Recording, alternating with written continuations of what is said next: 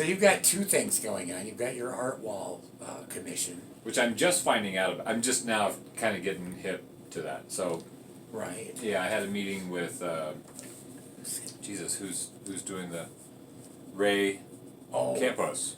There are so many things that happen in Butte that are talking about the past instead of things that are moving toward the future. And I think this piece, the last piece that we did, as a piece of a living plant that may secretly grow some new limbs in the next year or so. When we talked about this, there was just a very simple sketch that came on. And the thing that it brought me to it was a piece that he'd done up on granite, and I thought this is the kind of exciting thing that we would like to have here in Butte. So, Art Dark is here tonight, and I would like him to answer any questions about his piece. I'm terribly excited about it. I'm happy that there are a group of people here to enjoy it coming up. There's some of the people here are committed to getting something up on this wall also. Right. So that wall, it's right there behind the Herber Tower. Okay.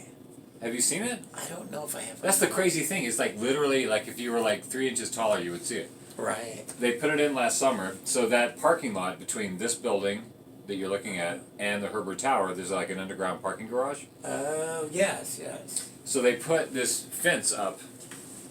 They said it was going to cost them they got an estimate of like $80,000 for this fence.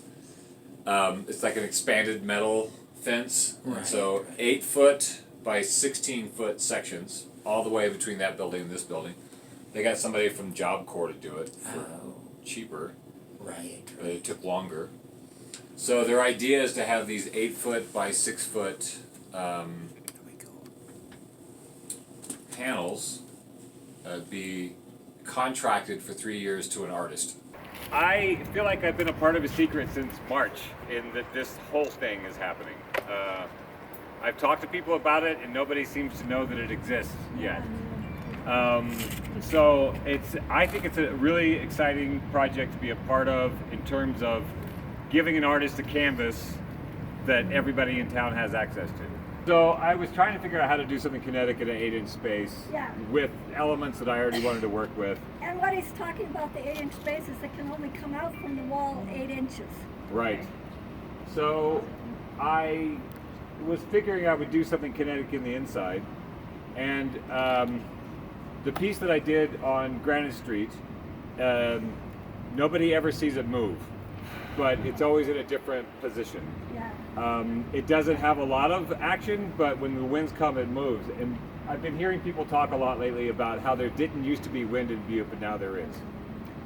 So I put the wind chime element on there as just, that was inspired by that sort of changing climate that we're dealing with. So trying to get somebody to look up the chimes is sort of like, what is that? And the mirrors are the same way. It's just another way to sort of add a sense of motion in a narrow space. So I'm going to call it a kinetic sculpture. A piece like this gets a life of its own because everybody that sees it interprets it differently, and every interpretation becomes an expansion of the piece.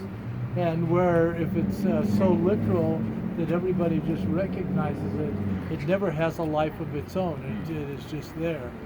This is pretty exciting.